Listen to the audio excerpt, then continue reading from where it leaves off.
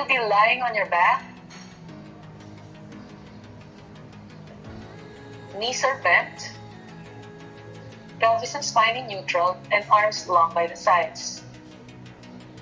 You're going to start with some hip lift, okay? With your palms flat on the floor, shoulders tension free. You will pass through in front. And take your spine off the bed from your lower back, middle back, upper back, and you balance yourself on your upper back and neck.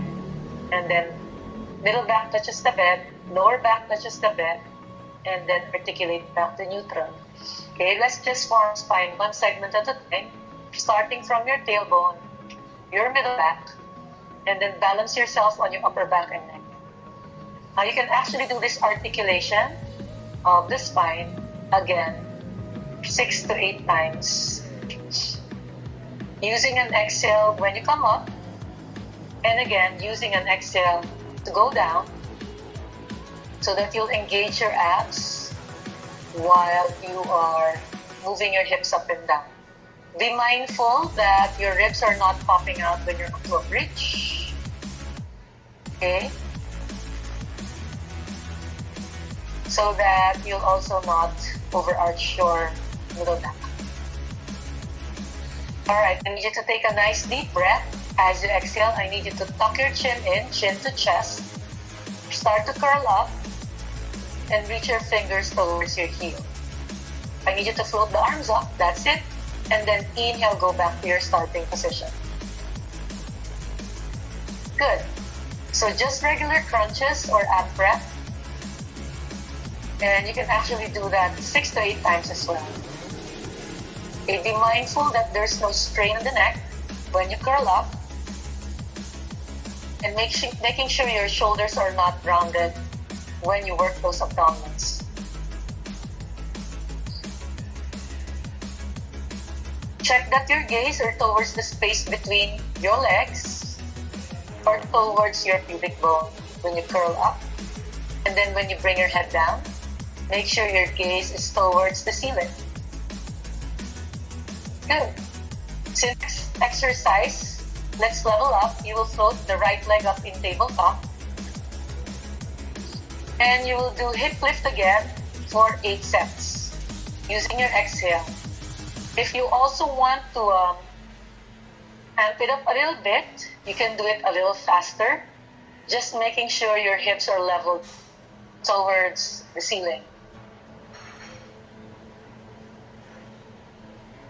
Again, 6 to 8 reps for this exercise. After that, left hand behind your ears.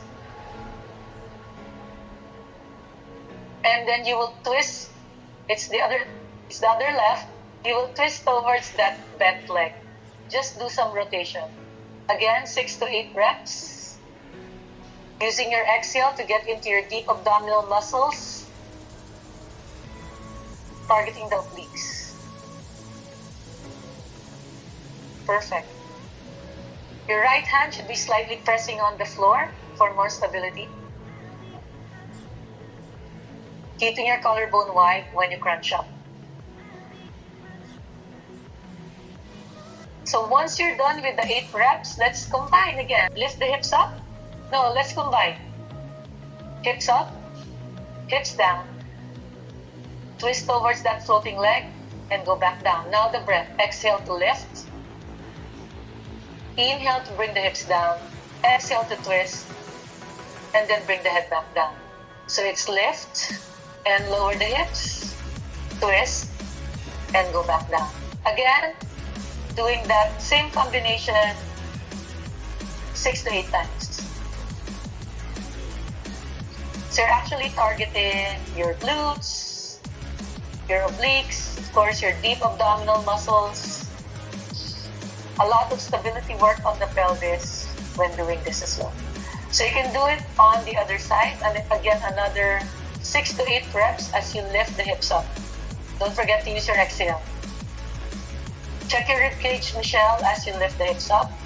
Try not to pop out the ribs, otherwise your abs will disconnect or will disengage.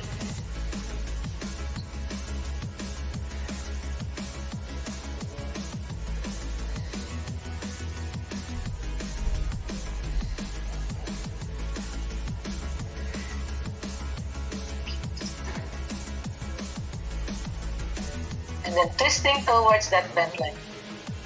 Perfect.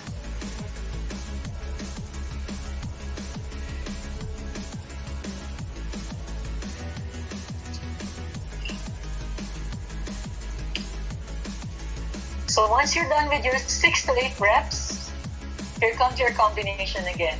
That's my thing. I like combining stuff. Now be mindful of your lower back when you lift the hips up.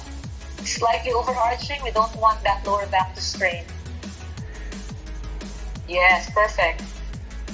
So again, glutes and hamstrings working as you lift the hips up. Obliques working when you twist towards that floating leg.